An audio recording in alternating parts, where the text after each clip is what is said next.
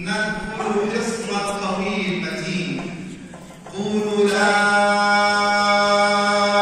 إله إلا الله. الحمد لله رب العالمين، والعاقبة للمتقين ولا عدوان إلا على الظالمين.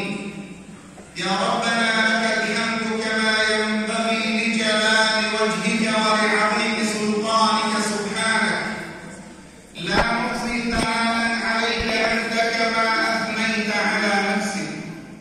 لك الحمد يا ربنا على نعمة الإيمان والإسلام، ولك الفضل والمنة أن شرفتنا باتباع سيدنا محمد عليه الصلاة والسلام، هذا النبي المصطفى من ربه، جعل الإله نجاتنا في حبه، وبهديه إلنا الأماني كلها، وبه غدا نحيا الخلود بقربه. يا رب علمنا اتباع محمد صلى الله عليه وسلم. يا رب علمنا اتباع محمد ولآله زد حبنا ولصحبه. اللهم املأ قلوبنا بمحبته ومحبة نبيك المصطفى صلى الله عليه وسلم، ومحبة آله الأطهار وصحابته الأخيار والتابعين وتابعيهم بإحسان إلى يوم الدين. وأشهد أن لا إله إلا الله الملك الحق المبين، وأشهد أن سيدنا محمدا رسول الله الصادق الوعد الأمين، أرسله ربه بالهدى ودين الحق ليظهره على الدين كله ولو كره الكافرون. فأدى الأمانة وبلغ الرسالة ونصح الأمة وكشف الأمة وجاهد في الله حتى أتاه اليقين من ربه. اللهم صل صلاة كاملة وسلم سلاما تاما على سيدنا محمد الذي تنحل به العقد وتنفرج به الكرب وتقضى به الحوائج وتنال به الرغائب وحسن الخواتيم ويستسقى الغمام بوجه كريم، وعلى آله وأصحابه وأحبابه وأزواجه كلما ذكرك الذاكرون وغفل عن ذكرك الغافلون. عباد الله، أوصيكم ونفسي المخطئة المذنبة أولا بتقوى الله العظيم، وأحثكم على طاعته، وأحذركم من معصيته، وأستفتح بالذي هو خير.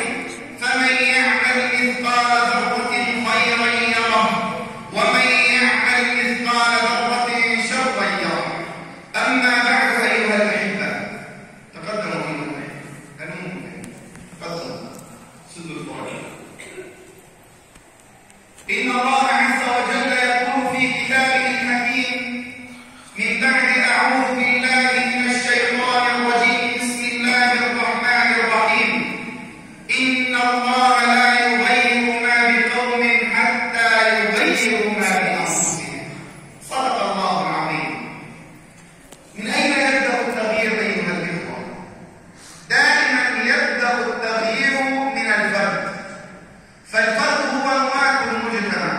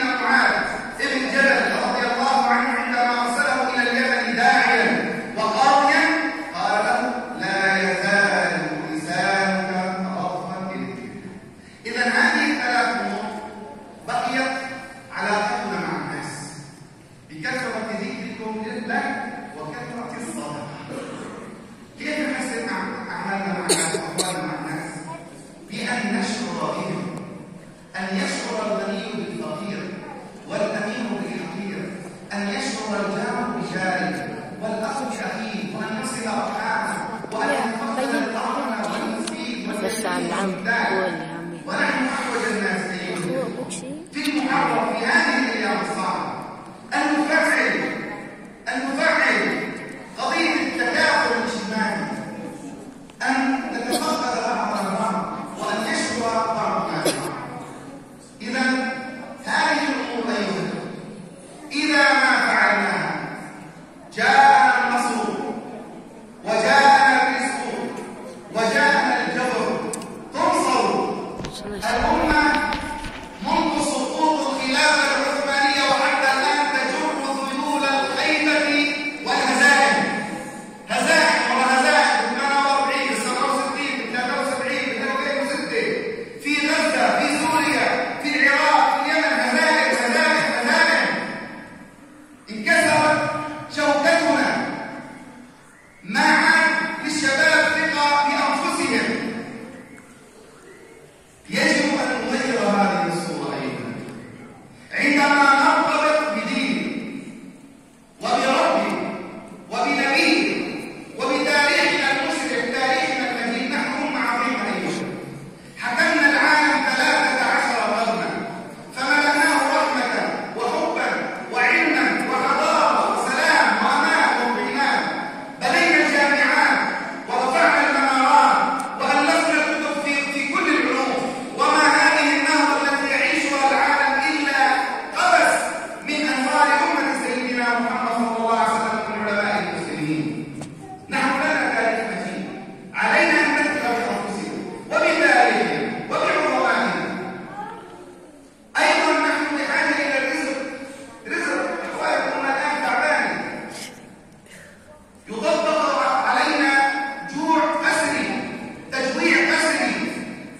الوطن العربي خاصة سوريا أغلى بلد في العالم، وانظر إلى حال الناس تحت خط الفقر، أكثر من 80% تحت خط الفقر. عندنا كل شيء، عندنا الموقع والتجارة والصناعة والترانزيت، كل شيء عندنا، ولكن عندنا لصوص يطبق علينا التجويع القسري. ليس فقط في سوريا، في أفريقيا. النيجر لماذا ثارت على فرنسا؟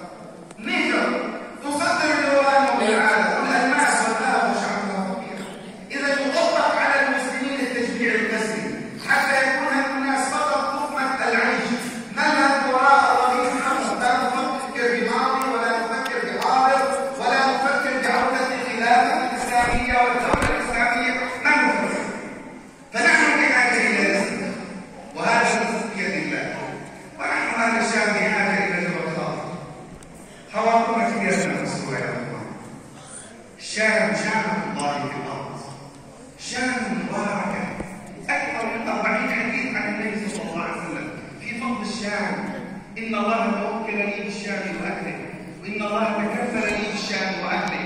يا طوبى للشام، يا طوبى للشام، يا طوبى للشام، اللهم بارك لنا في شامنا ويمننا. أهل الشام على مر التاريخ هم أهل الكرم وأهل الجود وقلوبهم مفتوحة. كل الهجرات التي حدثت قديما من العالم جاءوا إلى الشام، الأرمان والتركس والتركمان والأحرار وكل من قابش العراقيين واللبنانيين. فتحنا لهم قلوبنا قبل أن نفتح قلوبنا. وعندما قدر الله علينا هذه البلية وهذا البلاء وهذا الظلم بحق السوريين، كلفت ورصدت الوجوه من الأبواب، وكان بما جرى. أصبح السوري لا قيمة له، أصبح دمه هدر، لا يلام الذئب في عدوانه إية الرعي عدو الغنم. أصبح ما لنا قيمة، أصبحوا يتنامرون علينا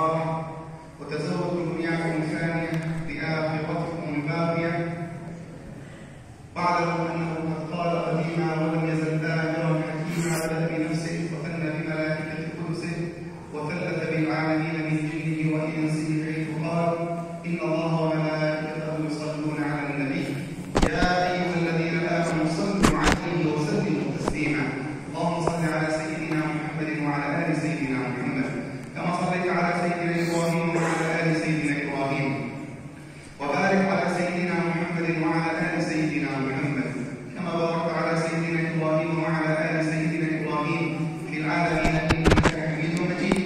وارض اللهم عن الأربعة الخلفاء السادة الحنفاء ساداتنا وأئمتنا الكرام أبي بكر وعمر وعثمان وعلي. وارض اللهم عن الصديقين الشهيدين سيدنا الحسن والحسين وعن أمهما فاطمة الزهراء وعن جدتهما خديجة الكبرى وعن كل الصحابة والتابعين وتابعيهم بإحسان إلى يوم الدين. أيها الأحبة، من لا يشكر الناس لا يشكر الله. هذا من ديننا، من أدب ديننا. يقول النبي صلى الله عليه وسلم: من أسدى إليكم معروفا فكافئوه، فإن لم تجدوا ما تكافئون فادعوا له. ونحن من هذا المنبر، منبر مسجد التآخر الذي نسأل الله عز وجل أن يجعله موقعا تجمع المتحابين في جلال الله، وأن يخرج منه العلماء والعظماء. هذا المسجد أيها الإخوة نشر كل من سعى للغاية في هذه